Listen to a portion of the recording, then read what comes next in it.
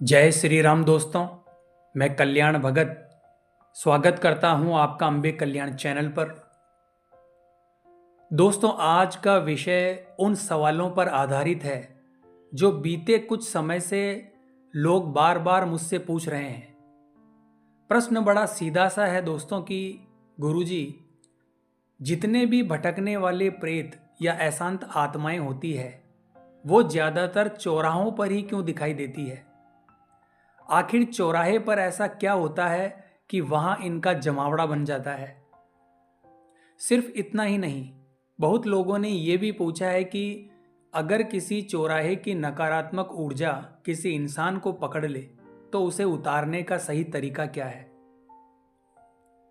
दोस्तों, आज मैं इन दोनों बातों को पूरी तरह सरल भाषा में समझाने वाला हूं।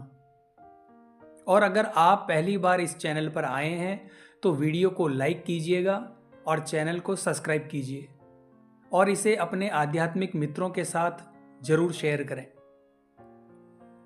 दोस्तों, चौराहा चार दिशाओं का संगम होता है।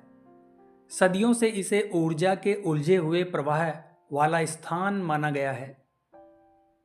जब कोई आत्मा देह त्यागती है तो धीरे धीरे उसकी चेतना कमजोर पड़ने लगती है। जिन आत्माओं को समय पर शांति नहीं मिलती वो एक खास अवस्था में पहुंचकर अपनी पुरानी पहचान जैसे नाम, घर, परिवार, यहां तक कि अपने जीवन की बातें सब कुछ भूलने लगती है। उनके पास सिर्फ एक ही स्मृति रह जाती है, मृत्यु का झटका।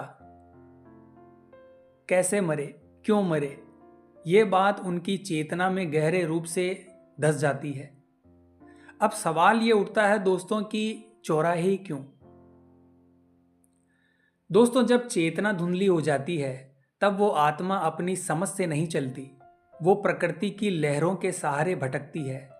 और चौराहे पर पहुंचकर उसके सामने चार रास्ते होते हैं। किस दिशा में जाएं, किस रास्ते को चुनें, ये भ्रम उसकी स्थिति को और अस्त व्यस्त कर देता है। इसी दिशा भ्रम की वजह से भटकती आत्माएं अक्सर चौराहों पर अटक जाती है।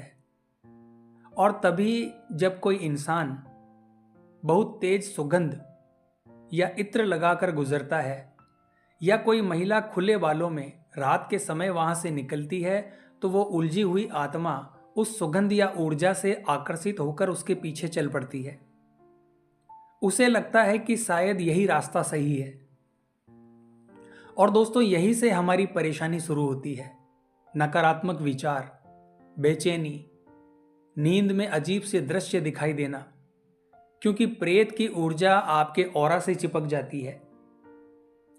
दोस्तों, अब बात करते हैं कि चौराहे पर उतारा क्यों नहीं रखना चाहिए।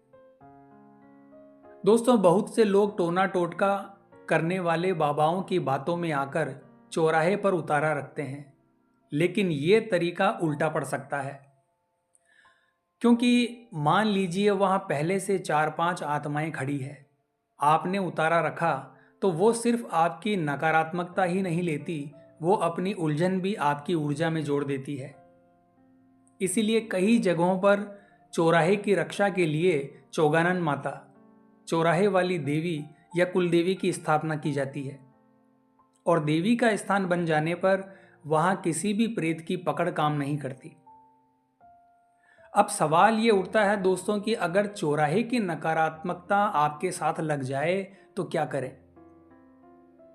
दोस्तों, ये उपाय बहुत ही सरल है और तुरंत असर दिखाते हैं। इसके लिए दोस्तों, घर में प्रवेश करने से पहले मिट्टी घुमाएं, यानी देर रात लौटते समय घर के दरवाजे से कुछ दूरी पर जमीन की थोड़ी मिट्टी उठाएं, उसे अपने चारों ओर एंटी क्लॉकवाइज 2-3 बार घुमाएं और पीछे की तरफ फेंक दें। इससे आपके साथ जो भी बाहरी ऊर्जा आई है वो उसी मिट्टी में लिपटकर पीछे छूट जाती है। इसके अलावा दोस्तों, अगर मन भारी लग रहा है, नींद गड़बड़ हो रही है, शरीर सुस्त लगे तो नहाने के पानी में काला नमक मिलाकर स्नान करें। दोस्तों, ये बहुत प्रभावी है। और अगर समस्या गहरी लगे तो पानी में थोड़ा कॉफ़ी पाउडर भी आप डाल सकते हैं। इससे आपका जो ऑरा है वो तेजी से शुद्ध होता है दोस्तों, घर की सफाई में ब्लैक सॉल्ट का इस्तेमाल करें। पोंछा लगाते समय पानी में थोड़ा सा ब्लैक सॉल्ट डालने से घर की रुकी हुई नकारात्मक ऊर्जा बाहर निकलती है। इसके अलावा दोस्तों, आप धुनी का प्रयोग भी कर सकते हैं। एक छोटी कटोरी में कपूर, लौंग, पीली सरसों, सूखी हुई गुग्गल, इन सभी चीज़ों को एक साथ जलाकर पूरे घर में घुमा दें। आप देखेंगे कि कुछ ही देर में आपके घर का वातावरण तुरंत हल्का हो जाएगा। दोस्तों, अब बात करते हैं कि किन जगहों पर नकारात्मक ऊर्जा जल्दी सक्रिय होती है।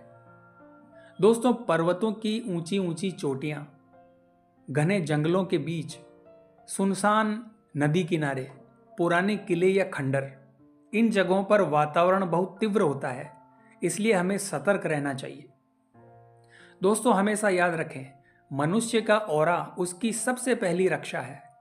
अगर आपका ऑरा आपको थोड़ा भी कमजोर महसूस हो तो सावधानी बरतें, क्योंकि छोटी सी अनदेखी भी बड़ी समस्या बन सकती है। तो दोस्तों, कैसी लगी ये जानकारी कमेंट बॉक्स में ज़रूर बताएं और इस वीडियो को लाइक और शेयर करना ना भूलें, क्योंकि ज्ञान तभी सार्थक होता है जब उसको फैलाया जाए।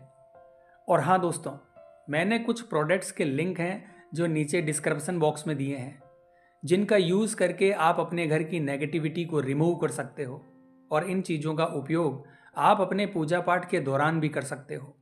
दोस्तों, इन चीज़ों को आप हमारे द्वारा दिए गए लिंक पर जाकर परचेज कर सकते हो। तो आज की वीडियो में बस इतना ही दोस्तों। मिलते हैं इसी प्रकार की अगली वीडियो के माध्यम से। जय मां अम्बे, जय श्री कल्याण।